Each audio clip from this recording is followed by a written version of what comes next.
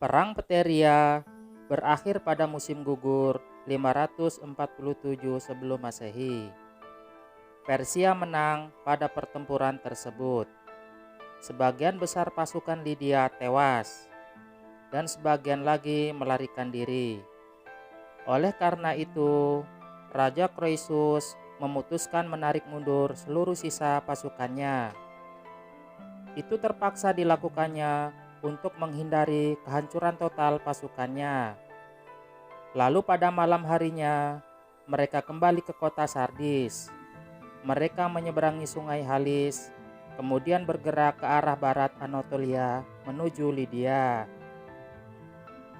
Lalu bagaimana reaksi Persia? Apakah mereka memutuskan untuk kembali ke ibu kota Persia atau mengejar sisa-sisa pasukan Lydia? Temukan jawabannya di konten video kali ini. Kami akan membahasnya secara singkat dan tuntas, insya Allah.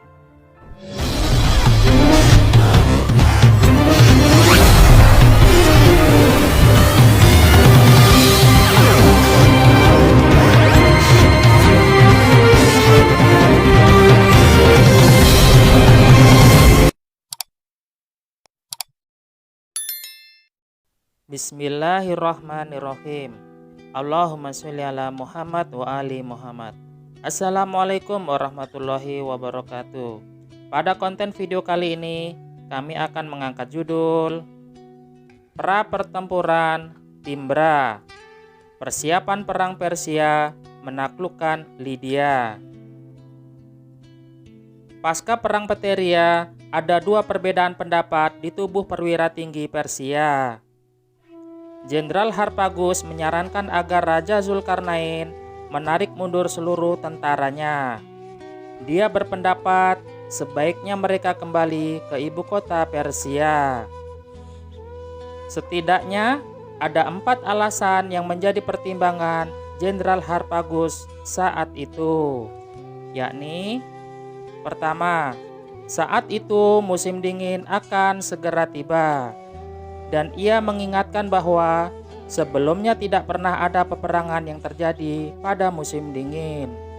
Oleh karena itu, sebaiknya serangan balasan dilakukan pada musim semi saja. Kedua, ada kesempatan bagi pasukan Persia untuk memulihkan tenaga maupun luka-lukanya. Ketiga, mayoritas pasukan Persia belum mengenal medan perang di ibu kota Sardis, Lydia. Keempat, sehubungan perbekalan makanan telah menipis, sedangkan pasukan Lydia memiliki cadangan makanan yang lebih baik. Itu karena mereka bertempur di tanah airnya sendiri. Namun, Raja Zulkarnain dengan bijaksana mematahkan seluruh argumentasi Harpagus. Ia menganalisisnya satu demi satu. Lalu ia memberikan jawaban sebagai berikut. Pertama, musim dingin adalah momentum perang yang paling tepat untuk melakukan serangan balasan. Karena peristiwa itu belum pernah ada pada masa sebelumnya. Itu artinya akan menjadi serangan kejutan bagi lawan. Karena saat itu mereka sedang lengah. Mereka tidak menduganya, dan akibatnya mereka tidak memiliki persiapan untuk mempertahankan diri. Lagi pula, ada satu hal lagi yang patut dipertimbangkan. Ini juga sangat penting. Raja Zulkarnain mengingatkan jenderalnya itu. "Apa itu tuanku Baginda Raja?" tanya Harpagus tak sungkan. Lalu Raja Zulkarnain melanjutkan lagi analisanya. Dia berkata, "Jika musim dingin telah tiba, maka mustahil Lydia akan memanggil para sekutunya. Dan tentara bayaran pun tidak bersedia datang ke Lydia, sekalipun Croesus membujuknya dengan upah yang tinggi." Kini Harpagus merasa puas. Argumentasi pertamanya telah patah. Namun, dia ingin segera mendengar jawaban dari 3 argumentasi berikutnya.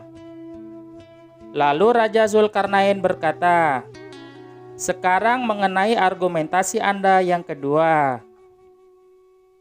Memang benar bahwa pasukan Persia mengalami keletihan dan sebagiannya lagi mengalami luka-luka.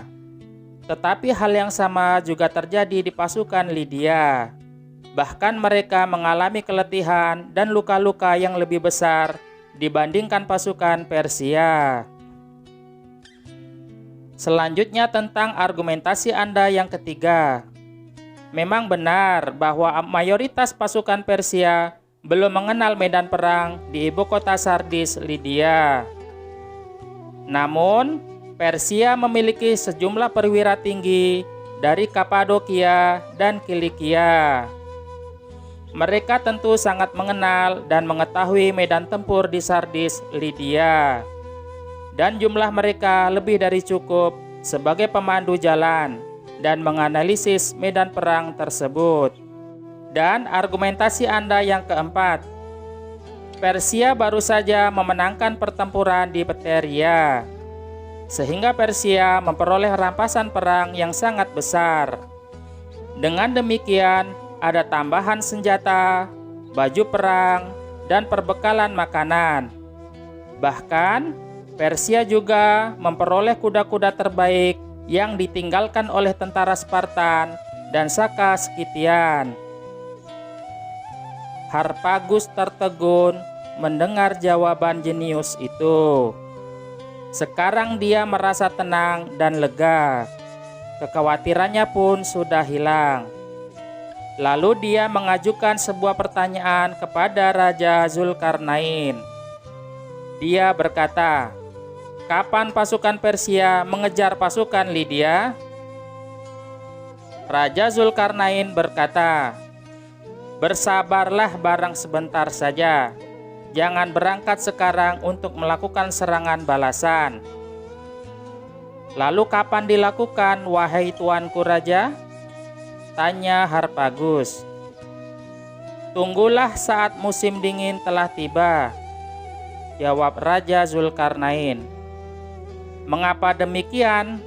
Apa alasannya?" ujar Harpagus semakin penasaran.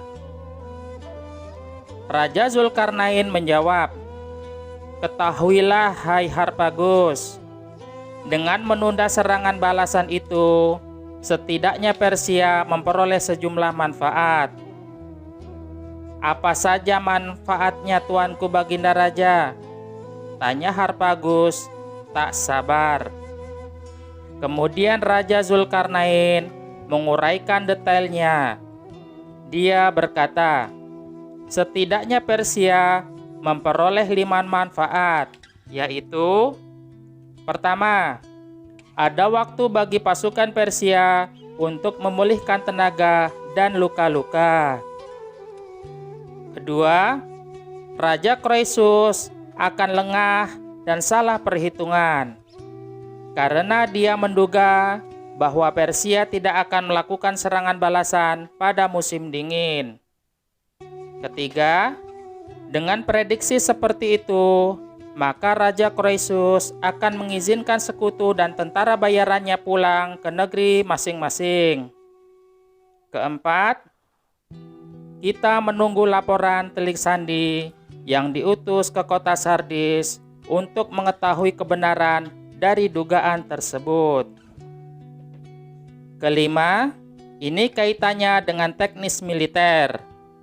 Ada waktu bagi Persia untuk membuat 6 menara beroda. Setiap menara itu ada 20 orang pasukan panah, dan mereka akan melindungi pasukan infanteri Persia yang ada di depannya. Selain itu, mereka akan menghujani pasukan infanteri Lydia dengan anak panah untuk menahan laju serangan mereka. Dengan demikian, pasukan kavaleri Lydia yang sedang menyerang barisan depan pasukan Persia tidak segera mendapat dukungan dari infanteri Lydia. Lalu unta-unta Persia akan mendekati kavaleri Lydia dari sisi sayap. Ini akan mengejutkan kuda-kuda Lydia, sebagaimana telah terjadi di pertempuran Pteria. ini akan menciptakan celah lagi. Lalu kavaleri Persia akan mengepung dan mematahkan serangan kavaleri Lydia. Sekarang Harpagus mengetahui apa skenario selanjutnya. Demikianlah kisah awalnya, prakondisi sebelum terjadinya pertempuran Timbra. Lalu bagaimana lanjutan kisahnya? Mari ikuti terus konten video berikutnya, insya Allah. Wassalamualaikum warahmatullahi wabarakatuh.